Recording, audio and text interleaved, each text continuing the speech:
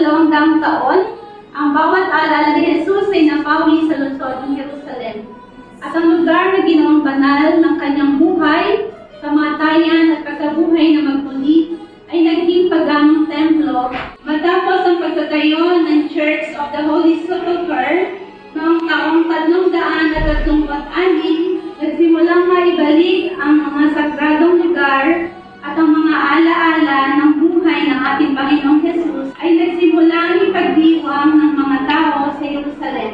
Ang isa sa mga alaala tungkol sa kanyang ina ay nakasentro sa paligid ng libingan ni Maria, malapit sa Mount Zion, ang lugar kung saan ibinurol mismo ang mahal na Birheng Maria ay ang puok na tinatawag na place of dormition, ang lugar ng pagkakatulog, na ito rin ang lugar na kung saan siya ilibing.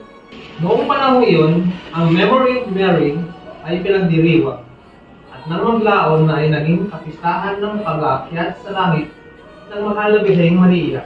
Ang pag-aakyat ng mahal na Birheng Maria sa langit ay matagal nang pinaniniwalaan bilang isang mahalagang Catholic belief. Ngunit itong paniniwalang ito ay hindi tinutukoy na isang dogma. Ngunit noong Nobyembre 1, 1950, sinulat ni Papa Pio XII ang Apostolic Constitution, Munificentissimus Deus, na ang ibig sabihin sa wikang Ingles ay defining dogma of the Assumption. At sinasabi sa dogma of the Assumption o ang pag-aakyat sa langit sa mahal na Birheng Maria na sinulat ni Papa Pio XII, the Immaculate Mother of God, the Ever Virgin Mary, having completed the course of her earthly life, was assumed body and soul in the heavenly glory. Kaya naman po, tuwing ika-15 ng buwan ng Augusto, ipinagdiriwang na buong simbahan Katolika ang dakilang kapistahan ng pagkaakyat sa langit ng mahal na Birheng Maria, katawan at kaluluwa. Ang kapistahan ito ang pinakamatandang araw ng kapistahan ng mahal na Birheng Maria. Ito ay nagpapaalaala sa atin ng walang putol o tuloy-tuloy na koneksyon sa pagitan ng katawan at kaluluwa habang si Maria ay iniaakyat at ipinasok sa langit ang kanyang katawan at kaluluwa. Ang tagpo ng pagpapahayag sa Ebanghelyo ni San Lucas, Kapitulo 1, talata 28 ay maaaring tumutukoy sa direksyong ito. Binati ng Anghel Gabriel si Maria, "Aba, puno ka ng grasya." Ang salitang Griego sa Ebanghelyo ni San Lucas para sa puno ng grasya ay nagsasaad na si Maria ay puspos ng pagliligtas ng biyaya ng Diyos, bago pa man ipaglinglig si Jesus sa kanyang sinapupunan. Ang Immaculate Conception ay magsisilbing batayan para maunawaan ang Assumption of Mary. Ayon naman kay San Alfonso Maria de Lima, hindi mapapahintulutan ng ating Panginoon Jesus na mabulok ang katawang lupa sa kanyang ina na nagdala sa kanyang sinapupunan at bilang ina ng Diyos, na naging katuwang ng Panginoon Jesus na mahal na Birheng Maria, sa kasaysayan ng kaligtasan. Siya ang nilalang na pumasok sa kaharian ng Diyos na kasama ang katawan at kaluluwa. Sa aklat ng Catechism of the Catholic Church, bilang 666 ang kalinis-linisang Birhen na iniingatan ng malaya sa lahat ng bahid ng orihinal na kasalanan.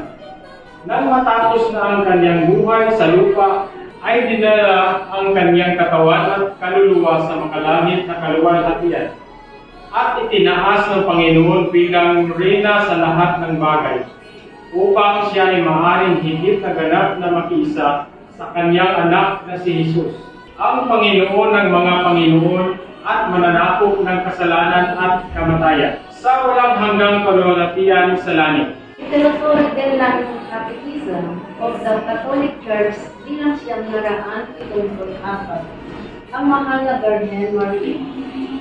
Matapos ang kanyang buhay sa lupa, ay inaakyat ang kanyang katawan at kaluluwa sa kaluluwang hatian lagi. Kung saan itinahagi na siya'y sa kaluluwang hatian pagkabuhay ng muli ng kanyang anak na si Jesus, na inaasahan din ang muling pagkabuhay ng lahat ng miyembro ng katawan ni Kristo.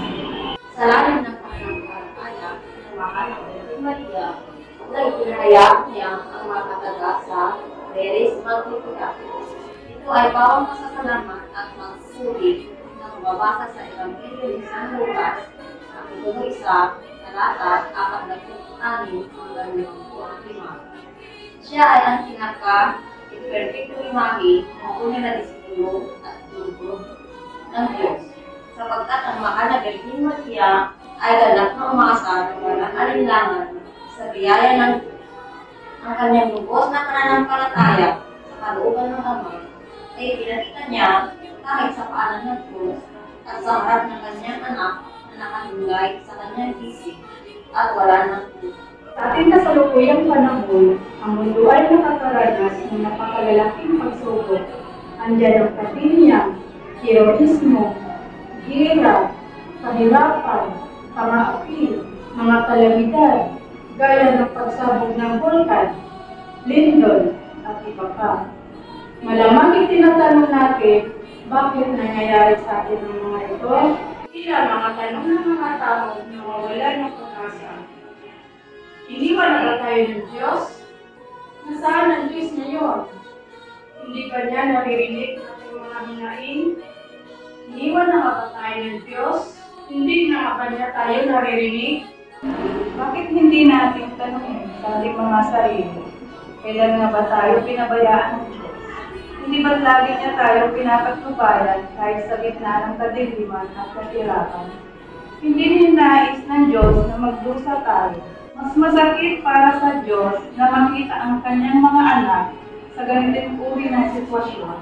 Bagkus pinapayagan niya tayong maranasan ang mga ito. Una, upang ating pananampalataya ay maging matatag at maranasan natin ang mga bunga o konsekwensya ng maling paggamit ng kaloob na ibinigay niya sa atin.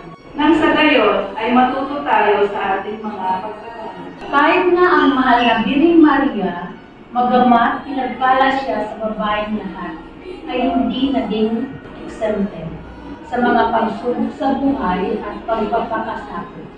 Ngunit ang mahal na ina ay hindi siya nagreklamo, hindi pinaghinaan ng loob at hindi nagalinlangan kahit kaunti. Halip ay tinanggap niya ang kalooban ng Diyos.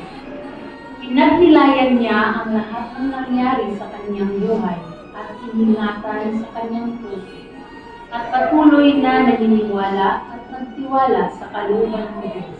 Ang ating mahal na Santo Papa Francisco, noong 9 ng Agosto, 2020, noong magdasal siya ng Angelus, sinabi niya, kapag ikaw ay nagtitira kung nakararanas ng pagsubok, ibaling ang iyong puso sa Diyos. Tunay na malapit kahit hindi mo siya hanapin.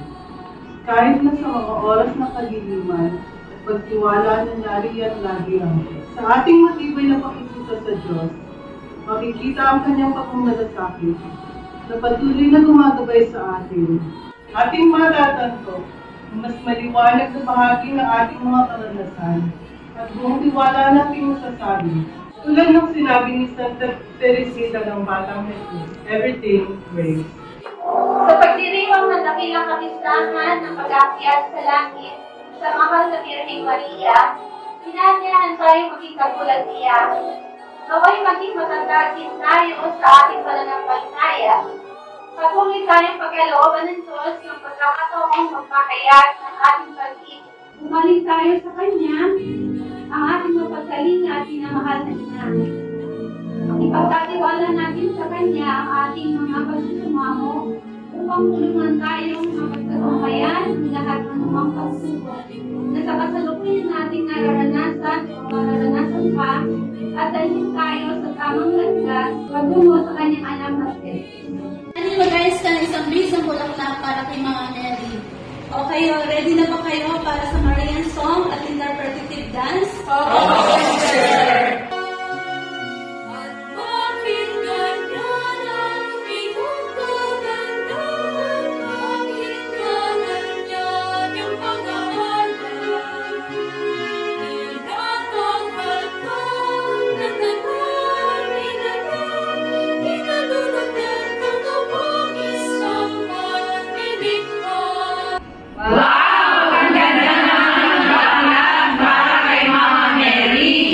O ayos na ang lahat at tayo nang pumunta sa imahe ng mahal na Birheng Maria upang mag-alay.